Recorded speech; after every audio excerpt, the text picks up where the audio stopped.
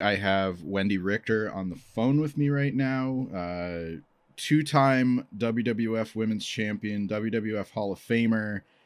Uh, not the start you thought you'd have to your day. You just talked about the rain, but that actually leads me into my first question. Usually, when I do some interviews, I ask some of my writers about, like, hey, what do you want to know about whoever I'm talking to? And one of my guys actually wanted to know about, your work in dog shows and what your favorite breeds are. Well, my favorite breed would be Anatolian Shepherd. That's what I have. But I like all the working breeds. Okay. I like a larger dog, something that if I needed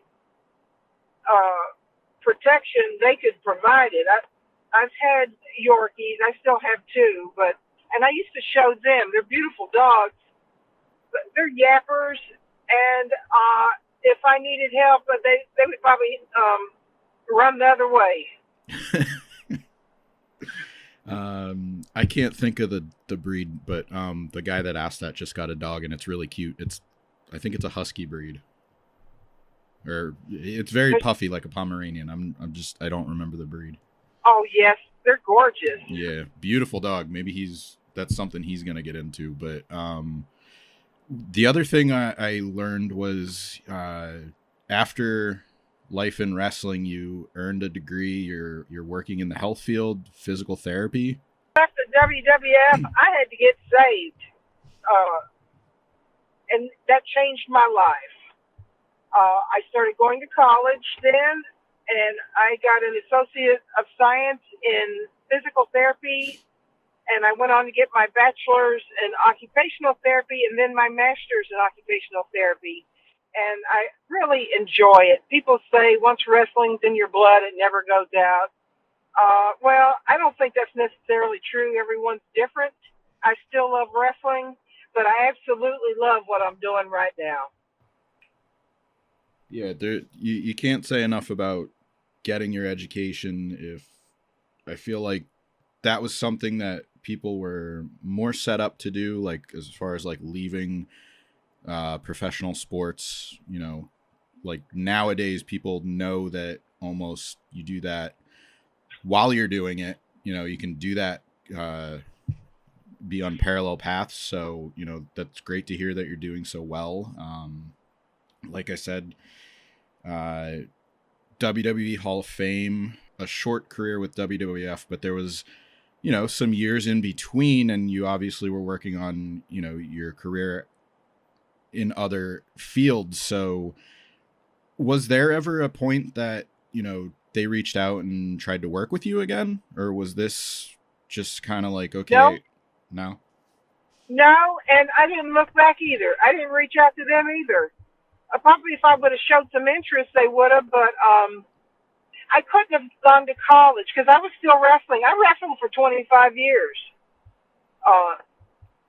And I made more money as an independent wrestler. That was my problem with the WWF, is that they weren't paying me what I should have been making, what a comparable lineup on the card would have made.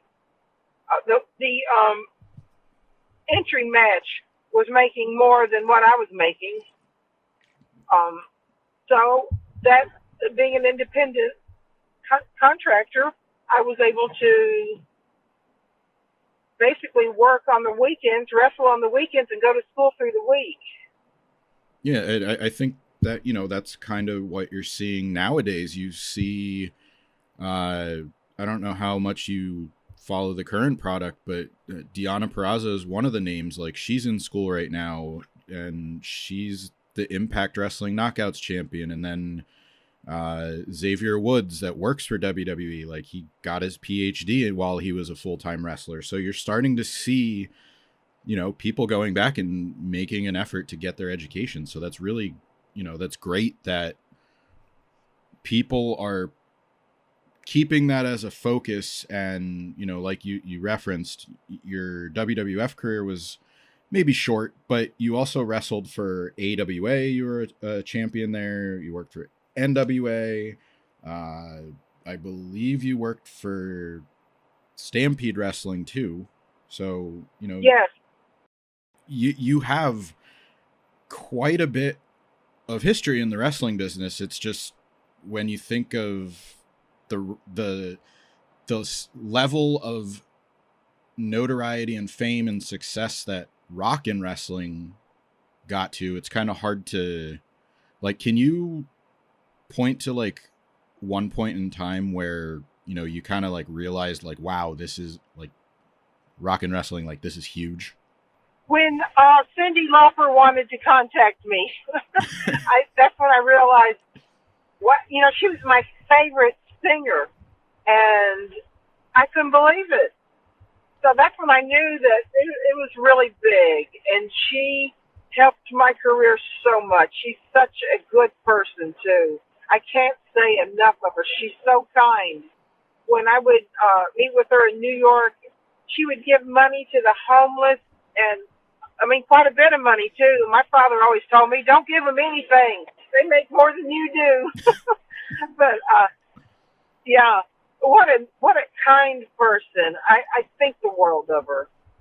Yeah, She helped wrestling in general, not just me. She helped all of wrestling. wow. Yeah. Yeah, it certainly put it on a new level. And I mean, do you follow the current product at all? No, No, because there's no. When Mae Young had a midget baby in the ring, gave birth, I thought that's enough for me. Yeah. the reason I ask is, it seems like ever since then, and maybe more prevalent now, they keep trying to integrate music, integrate popular culture, and there's an artist called Bad Bunny right now. Now, when Bad Bunny showed up, it was very polarizing. People were like on one side being like, "Oh yeah, that's great. He loves wrestling and it's going to help wrestling." And then the others were like, "Who's this guy? Like, he doesn't belong here." So I actually was looking up some information on you to do the call, and all I searched was your name and Bad Bunny came up. So I thought it was really weird that, it was a related search, but your name is tied, closely associated with music and wrestling, and so is he. So what if you're selling people on why those two worlds can coexist, what would you say to them if they were on the fence? Well, for me, Cyndi Lauper's hit that year was "Girls Just Want to Have Fun," and that's what I did in the fun. I enjoyed it. I like competition. In high school, I was in volleyball and the track team, and before that, I used to show quarter horses and quarter horse shows, rodeos, shodeos. So I started riding horses when I was 2.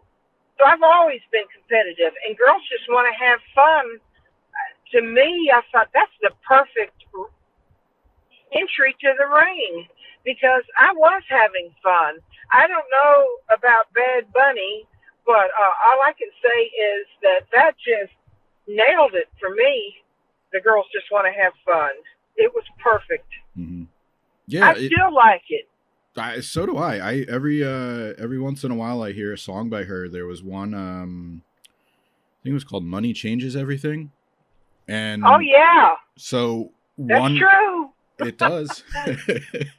one of my favorite bands, that she had the singer guest on the video that she did. It was like a couple years ago, and I thought it was like crazy. Like, oh, like there's an easy link, like for me to make like my band, my favorite band, and then somebody else's music that I'm very familiar with. But then you think about, just, like these people obviously like wrestling too, or they wouldn't be there. So right. Well, when you go to the gym, you want to hear some good music to get you in the mood. Same thing when you enter the ring. When I hear that song, I was ready. That was my fighting song. There you go. It's a great song, like either way, whether it was used in wrestling or you just hear it, like, like you said, getting in a fighting mindset. I did want to ask, we touched on having such a long and tenured career. And, I usually ask, if I'm not being too broad about it, do you have a single match that you would point to that said, this is the one that best represents who I am as a wrestler? Because I know you have the rock and wrestling stuff. I know you have championship, accolades and the brawl to end them all. Like that's the event. But is there a match that you would point to that you're most proud of? Well, there's a match that probably almost nobody has ever seen, and it was when I wrestled a man in Calgary, Canada. His name was Asshole, but no one called him that. They just kept calling him Asshole. And I had so much fun because I've never wrestled a man before, but I probably outweighed him. I really had fun in that match. And another one that I really, really enjoyed is when I was tag team partners with Peggy Lee Leather against Princess Victoria and Velvet McIntyre at Madison Square Garden.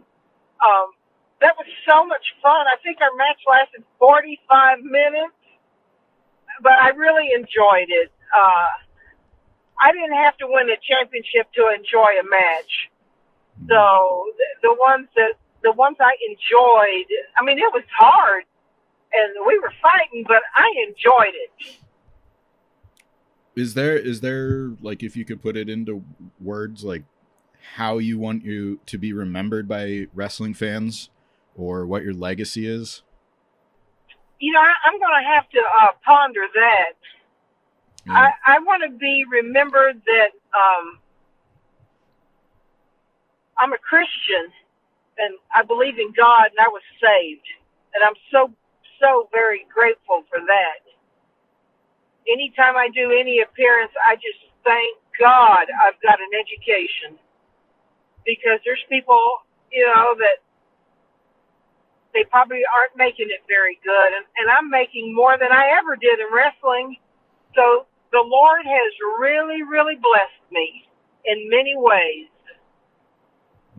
That's excellent. So I guess I could put on my tombstone, a thankful, blessed Christian. Well, that's great. And, it's such a positive message to send to people and to carry yourself, that you're doing well. You have the right mindset for it. And I will say another way that, maybe speaks to your